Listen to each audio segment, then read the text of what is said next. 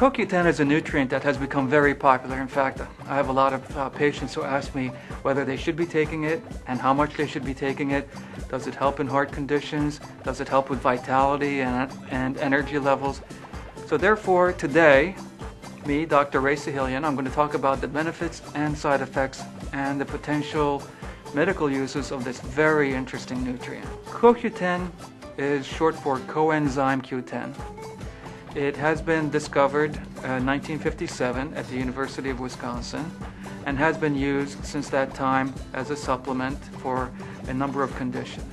Every cell in the body needs energy, and so every cell in the body breaks up sugars, fats, amino acids, and this is done, the metabolism of this is done in little enclosures in cells called mitochondria. And CoQ10 is very important in mitochondria. It helps in the electron transfer within the cells of the mitochondria, and CoQ10 helps in the formation of ATP, adenosine triphosphate, and it's a very important energy source in mitochondria and in the cells. Unfortunately, if you're a vegetarian, you're not going to be getting that much CoQ10 because this nutrient is mostly found in meats and fish, and maybe a little bit in nuts. Most people will have an intake of about 2 to 5 milligrams of CoQ10 a day. So therefore, if you're a vegetarian and you're not getting enough, you may need to take a supplement. There's been quite a number of studies with CoQ10 in humans, and most of the studies have focused on its effect on heart failure and using CoQ10 after a heart attack, for people who have high cholesterol, for people who have hypertension or diabetes. Let's focus on heart attacks. There have been a few small studies where CoQ10, when given as a supplement for people who had a heart attack for a few weeks or a few months or a year afterwards, did show improvement in clinical outcomes. There's also been studies in giving CoQ10 for people with heart failure. And again, the studies have been small, but most of them have shown that there has been clinical outcome improvement when people have been given CoQ10 supplements for heart failure.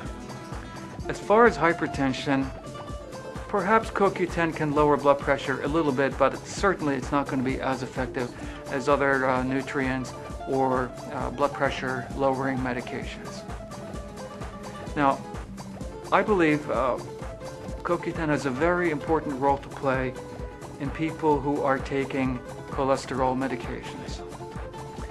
If you have high cholesterol, most likely your doctor will prescribe to you statin drugs. For instance, some of the product names include Lipitor or Zocor. These drugs do help lower cholesterol levels, but unfortunately, they also lower CoQ10 levels. So if you are taking statin drugs, talk to your doctor and ask him or her whether you should be taking CoQ10 as a supplement to replace the loss that the statin drugs are causing. Now, before you take CoQ10, you should know that it does have some side effects, nothing really serious. No major side effects have been found with this nutrient, but some of the things you should watch out for include, if you take too high a dosage of CoQ10, you might feel fatigued, restless, and have insomnia. If you're too restless and anxious and you're not sleeping well at night, the next day you're going to be tired. So even though CoQ10 helps increase your energy levels, if you take too much, it's going to be counterproductive. The conditions that CoQ10 will be helpful for include heart disease, heart failure, maybe hypertension, maybe in diabetics, since it can help improve endothelial function. But mostly CoQ10 is going to be helpful in increasing energy levels for people who have fatigue, particularly fatigue if you've been working out a lot or have a lot of physical endurance, if you're doing a lot of physical activity. But be careful on the dosage. On a day-to-day basis, keep your dosage to 30 to 50 milligrams a day.